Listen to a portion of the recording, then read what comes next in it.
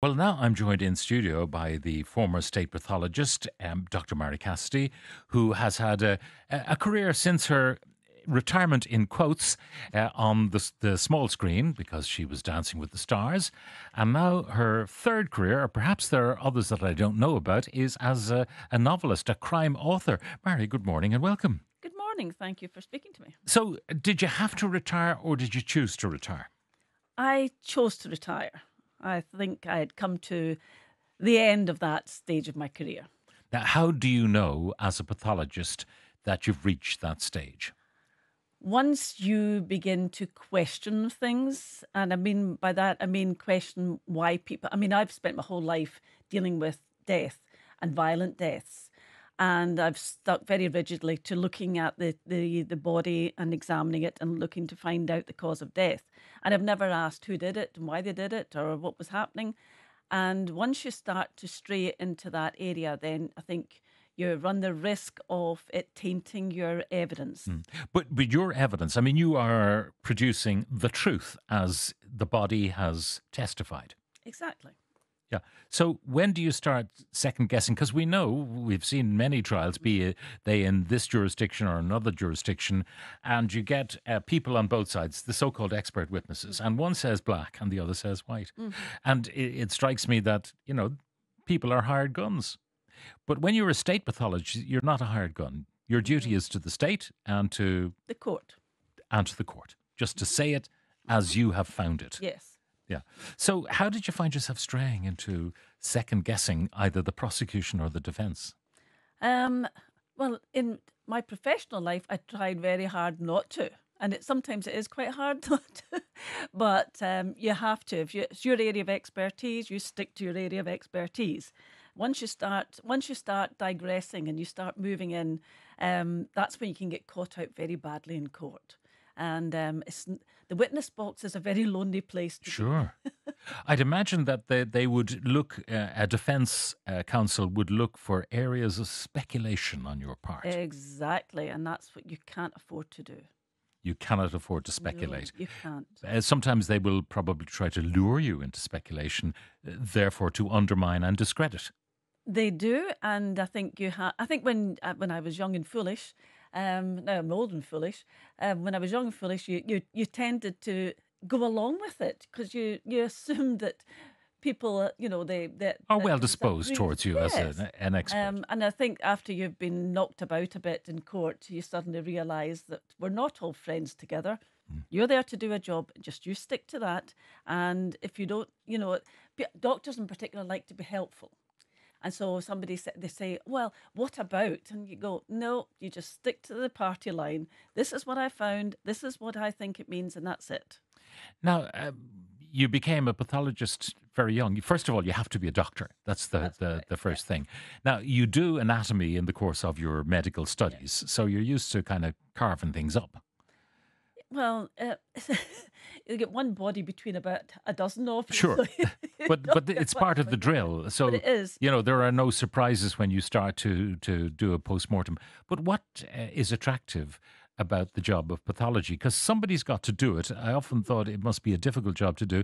Your predecessor, John Harbison, he used to always said, as a young man, he realised he didn't have a good bedside manner. He had a great slab side manner. That was his line, Yeah. and so he became a pathologist. What about you? I think all pathologists and particularly forensic pathologists are much the same. We realise that there's other people out there who can deal with the living. We are better disposed to be dealing with the dead. Now, how do you approach it? Because even the word forensic indicates that it is, in its own way, a detective story. It is. You're trying to figure out the cause of death, and it could be toxicology that would reveal it. It could be the examination of a blunt force trauma or whatever it might be, Yeah. or it might be a mystery. Yeah, exactly. And I think that's what enthuses us all because that's what you want to see if you can work this puzzle out. And I was always fascinated by why somebody died. Why did they die on the Tuesday when they were, Monday they seemed to be fine? And then you take that into the realms of criminality. So I have just found it fascinating. Now, would your imperative always to deal with criminal cases, not with someone who was walking down the street and just fell down? Or would you have to do both of those kind of endeavours? As a forensic pathologist, you do everything that comes under the umbrella of unnatural. Yeah. But even having said that, if somebody dies suddenly and unexpectedly and they haven't seen their own GP for quite some considerable time, a coroner will decide that a post-mortem needs to be carried out to try and determine the actual cause of death. Again, you could speculate that it's likely to be a heart attack, but until you've opened it up and looked at the heart, then you don't really know. Mm. Now, we've all seen post-mortems or versions thereof on television. Mm-hmm. And it's, it's done tastefully, I suppose, not to gross out the viewer. In reality, it must be, for a stranger to it, like a young officer coming to the first post-mortem, it must be difficult. Extremely difficult, because I made a conscious decision to do this for my career. But you see guards coming in, and as you say, they're fresh out of college, and the last thing they thought would be that they would spend a day in a mortuary. And you have to be very mindful of them, because some of them are quite good and they can cope with it. But there's this kind of a macho, I've got to not to show any weakness. And I always say to them, look, if you don't like it, get out. I said, I won't be upset if you leave the mortuary. But if you're not feeling comfortable, you're feeling ill, get out. Do they need to be there? I mean, often I read a lot of crime fiction, and the sergeant and the constable will be dispatched because they have to be at the post-mortem, and the hardened sergeant is aware that the young constable is going to puke probably for their first time. Do the officers or representatives of the police forces have to be there? Somebody has to be there to witness it, and for you to be able to tell them exactly what you found and show them what you found. In the olden days, when I first started off, everybody crowded into the mortuary. But now, with health and safety and other aspects, there's just a small group of people in the mortuary, the ones who definitely have to be there. The pathologist, obviously, their assistant, the APT, and a photographer, and usually somebody collecting the evidence on your behalf. So, okay, do you talk the evidence into a recorder as you go? No, I'm afraid I make my own notes. Okay. I'm not the long hand, so I'm away scribbling away in the corner. Now, I mentioned retirement. I put it in quotes because you've been extremely busy, and that adventure, Dancing with the Stars, must have been great fun, but daunting as well, because hard work. Yeah, hard work, but getting you fit at the same time, which is not bad. Were you accused of being a notice box when you took on that? Because it's like chalk and cheese, dancing and forensic pathology. But I've parked forensic pathology. Well, kind of. Not quite. I've been reading the book. So, no, this is a new phase in my life. And I've spent 40 years in mortuaries, both in Scotland and here. So I thought, no, it's time for a change. Time to get some fun back into my life. All right, and you certainly did. The business of being a pathologist, does it give you intimations of your own mortality all the time? I think it's something you're always aware of. As I say, the only thing we can guarantee is today. What happened yesterday, that's gone. And we don't know if there's going to be a tomorrow. So I always say to people, make the most of today. That's about the only thing I can guarantee. The only thing you can be sure of is you're here right now. Right now. And who knows. Now, your new book, your first endeavour in crime fiction, Body of Truth. When I was reading the opening chapter, I was just thinking, first of all, is this about her? Is this simply an autobiography, heavily disguised or not so heavily disguised? You've got a young pathologist from Scotland coming to Ireland to take up the job of temporary deputy state pathologist. Mm-hmm. So, well, as I say, write about what you know, and the only thing I know is me and death.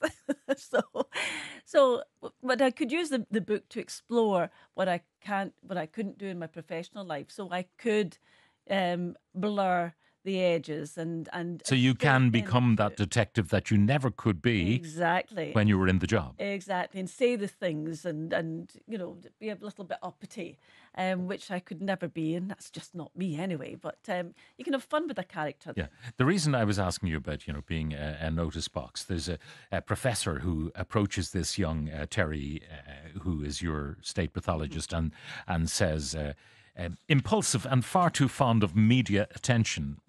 And I was wondering, were you just having a little kind of in-joke about yourself?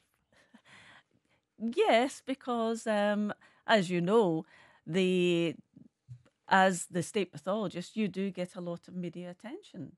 And I was saying earlier, mainly it's because we're a constant at crime scenes.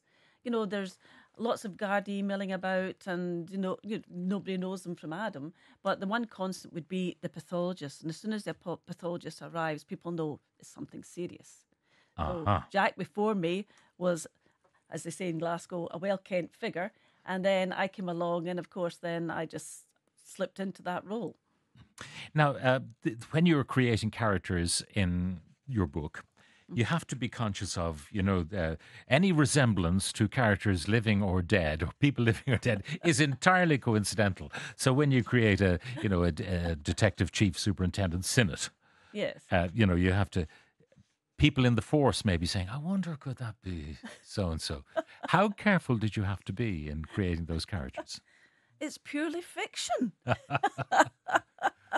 Read into it what you want. But now, how much do you want to tell us about the plot? I mean, the opening chapter, and it's no problem to tell people that it's not necessarily for the faint-hearted. It's quite descriptive of what goes on It is. on the table, on the slab. Yes, but not in a prurient sense. I mean, somebody said to me, it's quite matter of fact about these things. And I said, well, that comes from my background because I had to be matter of fact about these things, and so that's what I carried on into writing the book.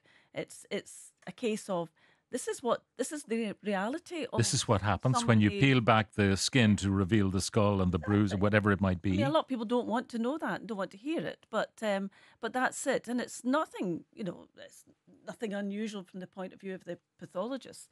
But I just thought, as I say, write it the way you normally would write a post-mortem report. Now, that opening postmortem is not the meat and potatoes of the book. No. There is another death. Yes. And tell us only as much as you want to tell us about this character. We know she's blonde. We are guessing at who she might be. And then we find out who she is. And that's where, why comes in. Yeah. So tell us. Yeah. Well, I mean, a body is found in at Farmley in Phoenix Park, and they quickly realise it's a young female.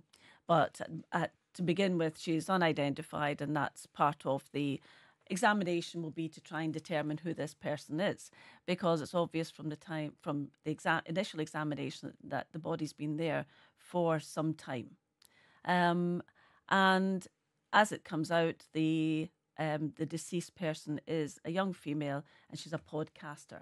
And of course, she's interested in true crime. And she's been delving into past murders. Yeah. And raking over the coals of those. And interesting, we were talking on Friday about the Sky series on the 6 women who disappeared in Leinster, and Geraldine Nyland was the one featured in this. But this is not based on Geraldine Nyland, who was investigating those women. This is more contemporary. Yeah. Obviously, the chapter and verse of this you can write well because you know all about forensic pathology. Mm-hmm. What about the other stuff?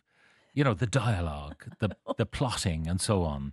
Because it's a brave endeavour to put yourself on the cover of a crime fiction book. Well, as I say, it's a steep learning curve because I mean I'm used to, as I say, writing reports, and in fact, when I started the writing process of fiction, I was writing it as I would be delivering something to an audience. Which means, as normal, when I'm giving a talk to whether it's students or whatever, I do tend to go off on a tangent and I kind of wander off the subject and then come back. And so I found that's how I was writing, and they were saying, no, it needs to be snappy, you need to cut back. And then I thought, when I'm giving evidence in court, I have to make it snappy because I Yeah. have to make sure that the jury don't fall asleep halfway through my report.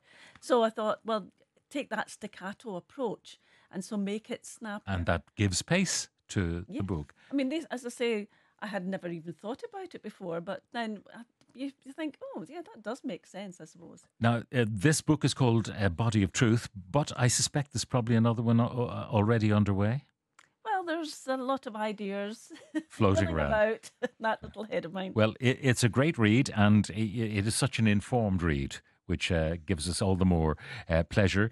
It's called Body of Truth, as I said, and its author, Dr. Mary Cassidy, former state pathologist. Thank you very much for joining us in studio today. Thank you.